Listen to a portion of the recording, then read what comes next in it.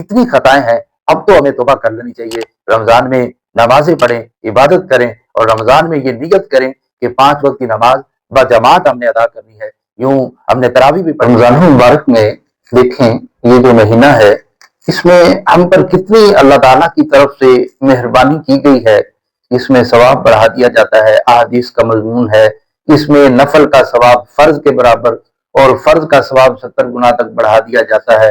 اس میں روزہ دار کا سونا بھی عبادت ہے۔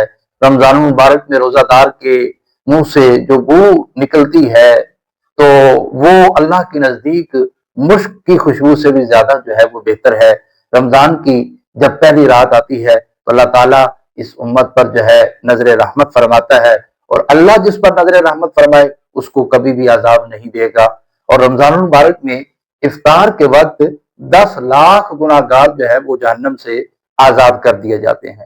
تو آپ دیکھیں یہ کیسا کمال پیکج ہے کہ اچھا جب رمضان المبارک کا پھر جمعہ آتا ہے، یعنی جمعرات کی مغرب سے لے کر جمعہ کی مغرب تک ہر گھڑی جو ہے 10 لاکھ لوگ جو ہے بخشے جاتے ہیں۔ اور ہمارے تو اب دیکھیں اس میں وارے ہی نیارے ہیں کہ ساری زندگی ہم دعا کرتے ہیں یا اللہ ہماری پکار سن لے، ہماری دعا سن لے۔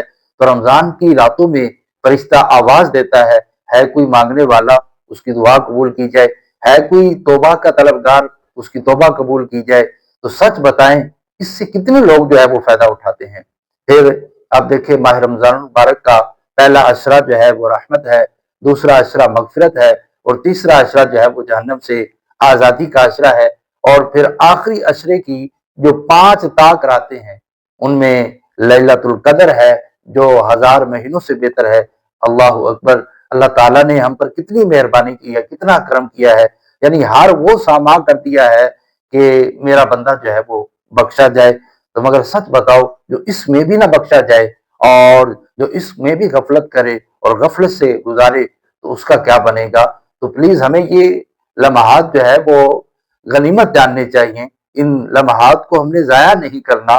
ہمیں نہیں پتا کہ آئندہ ہمیں رمضان ملے نہ ملے، کیونکہ بہت سے ایسے لوگ تھے، بہت سے ایسے ہمارے دوست احباب احباب تھے جو پچھلے رمضان میں ہمارے ساتھ تھے لیکن اس رمضان میں نہیں ہے۔ تو یہ نہ ہو کہ کہیں جو ہے وہ اگلے رمضان ہم نہ ہو تو ہمارے دوست احباب کہہ رہے ہوں کہ وہ ہمارے ساتھ تھا، اب یہ ہمارے ساتھ نہیں ہے۔ تو اس رمضان کو آپ نے غنیمت جاننا ہے۔ زندگی بڑی پڑی ہے کھانے پینے اور گھومنے پھرنے کی، اور رمضان میں پیسے کمانے کی جو ہے وہ پلاننگ کی جاتی ہے۔ نہیں، ساری زندگی یہ کام کرنے کے لیے ہے، اس مہینے میں اللہ کی عبادت کرنی ہے، اللہ کو راضی کرنا ہے۔ اتنی خطائیں ہیں، اب تو ہمیں توبہ کر لینی چاہیے۔ رمضان میں نمازیں پڑھیں، عبادت کریں، اور رمضان میں یہ نیت کریں کہ 5 وقت کی نماز بجماعت ہم نے ادا کرنی ہے۔ یوں ہم نے تراویح بھی پڑھنی ہے۔ اس معاملے میں بھی لوگوں نے جو ہے وہ بڑی گڑبڑ کر دی ہے کہ اب تو ایک ٹرینڈ چل پڑا ہے کہ 3 روزہ 5 روزہ 7 روزہ 10 روزہ تراویح ہے۔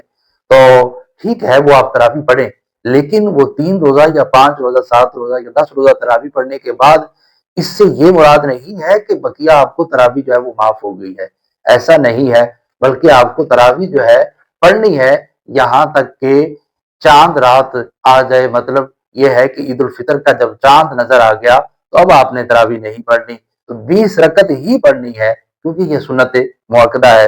اور حدیث پاک کا مفہوم ہے کہ جو رمضان میں ایک سجدہ کرے اس کو ایک سجدے کے بدلے 500 نیکیاں ملیں گی، اور ہر سجدے پر جنت میں سرخ یاقوت کا محل عطا فرمایا جائے گا، اور فرمایا ایک درخت اسے ایسا جنت میں دیا جائے گا کہ اس کا سایہ اتنا بڑا ہوگا کہ گھوڑ سوار جو ہے، ہارس رائڈر جو ہے 500 سال تک دوڑتا رہے لیکن اس درخت کا سایہ ختم نہیں ہوگا، اتنا سایہ ہوگا۔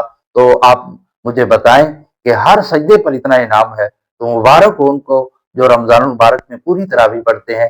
اب 20 تراویح پڑھیں گے تو کتنے سجدے ہوئے؟ 40 سجدے ہوئے، تو 40 سجدوں پر 1500 نیکیاں ملی، تو یہ 60,000 نیکیاں، اور 40 جنت کے گھر اور 40 جنت کے درخت ملے۔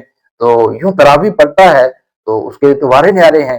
اب کچھ لوگوں نے جو ہے وہ 8 پڑھ کے جو چلے جاتے ہیں تو آپ دیکھیں وہ کتنا بڑا لاس کر رہے ہیں، اور وہ جو تراویح سرے سے پڑھتے ہی نہیں ہیں تو وہ کتنا بڑا لاس کر رہے ہیں۔